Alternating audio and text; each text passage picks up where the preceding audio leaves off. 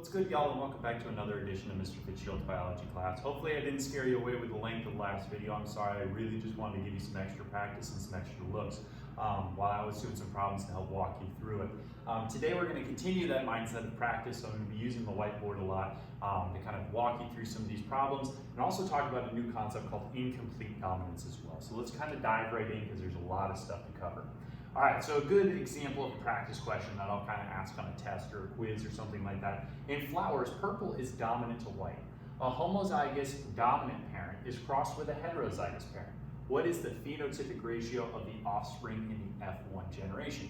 So that's something that came up on that worksheet that we did last time. And F1 is basically referring to the first generation of offspring. All right, so you have your parents here, those would be the P generation. Sometimes they just say the P generation is this on the worksheet. That'll be the parents. And then F1 is referring to their individual offspring, so the offspring from the parent, or the first set of offspring. All right, so first thing that I see here is I gotta identify the pieces in the question. I got a good piece of information at the beginning. Purple is dominant to white, so it's telling me that I'm either gonna have white flowers or purple flowers. I know purple is gonna be the capital letter and white is gonna be the lowercase letter. Now, a lot of people will wanna use the letter P. I don't like to use P's because it's hard to tell if it's a capital or a lowercase letter. So what I'm going to do here is to give an example of you can change the letter. Nothing is set in stone that you have to use the letter P. You can choose any letter you'd like. So I'm going to use the letter A because I can notice the difference between a capital A and a lowercase a. So capital A's for me are going to represent those dominant traits. So purple is going to be a capital A for me, and then white is going to be a lowercase a. So that way I can see the differences between them. So then I can continue reading the question with that in mind. So I have a homozygous dominant parent, okay? Homozygous means same, dominant means capital. So I'm gonna have two capital letters for that one. So capital A, is crossed with a heterozygous parent. Well, hetero means different, so that means I'm gonna have different letters. Well, they're both A's, but I'm gonna have a capital and a lowercase letter, so capital A and lowercase a. All right, so overall now I've gotten kind of the aspects that I need to start filling in my Punnett square. Okay? But it's asking us not about the genotypes of the offspring, but what phenotypes that they would have. Remember, phenotypes are the traits. So what will the offspring look like in terms of flower color? Will they have purple flowers or white flowers? And what percentage is the possibility? All right, so let's go ahead and set up our Punnett square. So I'm going to go ahead and put one parent on here and one parent on here. Remember, it doesn't matter which parent you put on which side. And I'm going to use two different colors to represent each parent so that way you can see where these letters are coming in. So I'm going to put this one with the two capital A's, I'm going to put that in blue. All right, so this homozygous dominant parent, I'm going to put in blue. And then this heterozygous parent, I'm going to use the color black so you can see kind of the different A's and where they're coming in. Okay? So I just chose to put the heterozygous across the top. It really doesn't matter which way I go. All right, so with this one, we're going to fill in these gaps and just kind of intersect these things. So this A comes all the way across, this capital A on the side, this blue one on the side comes all the way across. So I'm going to put those blue A's in. Same thing for the bottom one. The blue A's come all the way across. All right, so this row came from this one, this row came from this one. And then I'm going to use the columns. I'm going to come down. So I'm going to bring the black A down, bring it down again. I'm going to bring the little a down, and the little a down again. So now I see that I have kind of an outcome of 50% will have two big A's, 50% will have a big A and a little a. So 50% of the genotypes would be homozygous dominant for the possibility, and then 50% probability for a heterozygous offspring. Now, but that's not what the question's asking. It doesn't really matter about the genotypes specifically, knowing this one and this one are different. What it's asking is about the phenotypes of the traits. Well, phenotypes will be the expression, so purple or white. To have a purple, that means I need a single capital A. So anyone that has a single capital A in it, this one, this one, this one, and this one, is going to have a purple trait.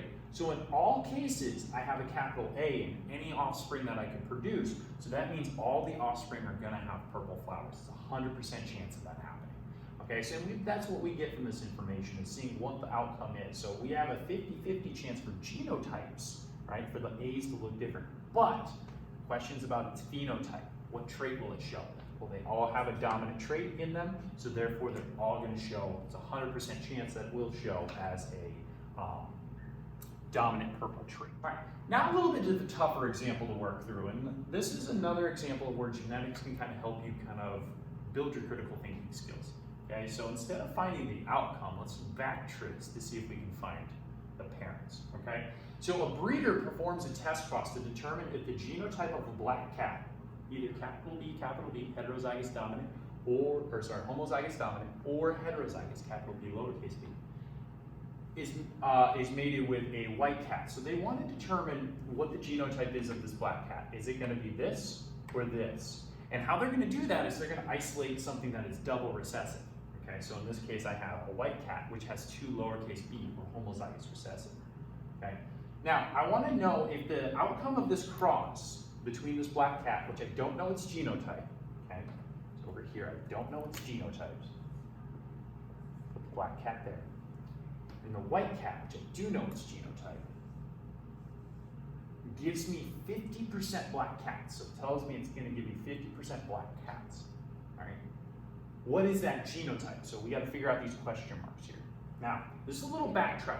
So 2 approaches. You can make 2 different Punnett squares and cross this one with a white cat. So capital B with the white cat to see what you get. Or you can cross this one, the heterozygous with the white cat, and see what you get. Or you can use this way where you kind of work backwards. Well, I know that the white cat is always going to give this lowercase b, right? That's the only genes it has. So each one of these overall is going to have a lowercase b, okay? But I know that 50% of the offspring are going to be black. So that means I only need 2 of them to have a black gene, right? So in this case, black is dominant, right? That's why it's shown as a capital B. So if I put, let's say this one is black, that would move that black gene into this one, so this potential offspring would have a black gene. This potential offspring would have a black gene as well. Now notice here, if I stop right here, I'm at 2 out of the 4, or 50% have that black gene, right? And 50% would show as black because black is dominant to white. So right now I've met my threshold, I met my quota. So I know I need 1 B. If I have a second B in here, I'm gonna get black, black, and then I'm gonna have 100% of the offspring being black cats. We know that's not true because we have the offspring from this test. 50% of them turned out to be black cats. So we know that we should only have 1 of these capital B's.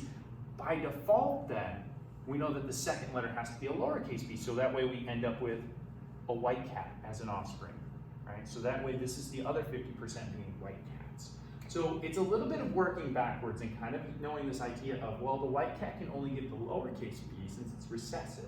And so now I just got to figure out, okay, how can I get only half of them to have an uppercase b? Well, this one has a 50-50 shot of the uppercase b or the lowercase b. This one, it's a 100% chance of the uppercase b or capital B. So this one doesn't work here because then 100% of the outcome. But this one does work for the 50%. So it's a little bit of a brain teaser with genetics as well. All right. Now we're going to move on to something called incomplete dominance. Incomplete dominance is usually a little trickier for students because we just went to say, black was dominant to white or purple was dominant to white. And now we're going to take something and be like, well, if I cross a red flower and a white flower, I get pink flowers. I know this looks purple, but it's pink, okay? So I mix these 2 together and I get something that's blended. So that's what incomplete dominance is all about. Incomplete dominance is when you blend the traits. So instead of having a dominant or a recessive, I have a dominant trait, right? Let's say red is the more dominant one. I have a recessive trait, white, and then I have the mixture of the 2 in the middle, pink. Okay, so when I have some different things, like in this one right here, if I have 2 capital R's for a genotype, that means I'm going to have a red flower. Okay, if I have 2 lowercase r's, I'm going to have a white flower. But if I have a capital and a lowercase, a heterozygous of any type, that heterozygous one is going to make the blend or the pink. So now I start to actually get a little bit more of a different phenotype in here. Instead of having just 2 phenotypes like we've had before of red or white or black or white or purple or white or tall or short or whatever, now we have a third one that comes into the mix, the blend of the 2. Okay? So sometimes this is represented a little bit differently. Okay? I personally like this one better than this, because when I read this, I think that red, because it's a capital letter, is the pure dominant one to white, which is the lowercase. So that means in this case, I would read this as red. I don't like when students write it personally like this because it does get confusing and then they tend to make mistakes. So what I like to do with incomplete dominance is usually we're looking at some sort of trait, typically color, it always is color. And we're looking at the differences of those colors. So they have C's here. Now C's are usually a bad letter with Punnett squares, but I don't care what the C is. Instead, I'm using the C to say the trait that I'm looking at is color. Okay, the trait is color. I can have color red, or I can have color white, okay? So when I Punnett square those out, I get like color reds on one side and color whites on another. When I get a pink, that's when I have a color red with a color white. So when I read that as color red and color white, I go, oh, they're blended together. So I like to use these little C's with the little R's and the little W's here. This is where now you can, instead of writing it as lowercase r's or w's, you just write it as CW, CW, CR, CR. So that way you know color red, and then pink is CR, CW. Okay? So I personally like it this way because that reminds me, if it's colors is what I'm looking at, and I have the two red and white, that makes a pink. That blends together to make a pink. Okay? So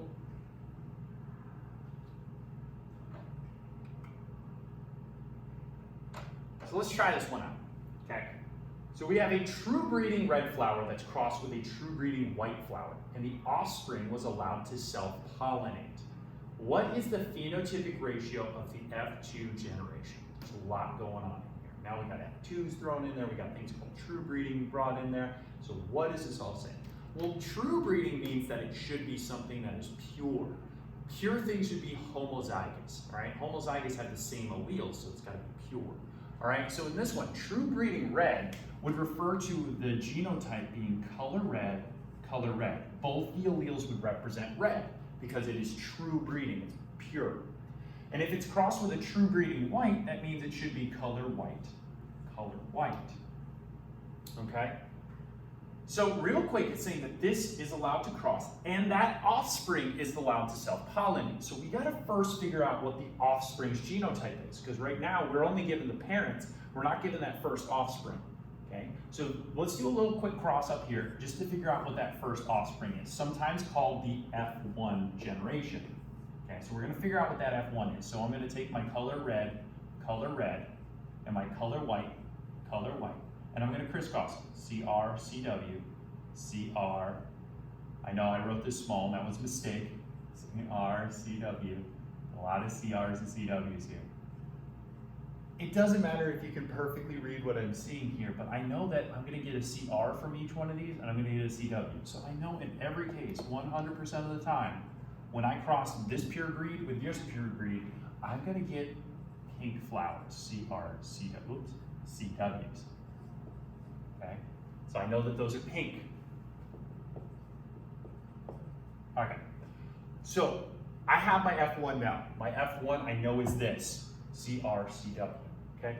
That offspring is allowed to self-pollinate, which means that it reproduces with itself. Plants are different than animals. They're allowed to do that without genetic repercussions because they both have male and female parts. They actually are a little bit unique in that way.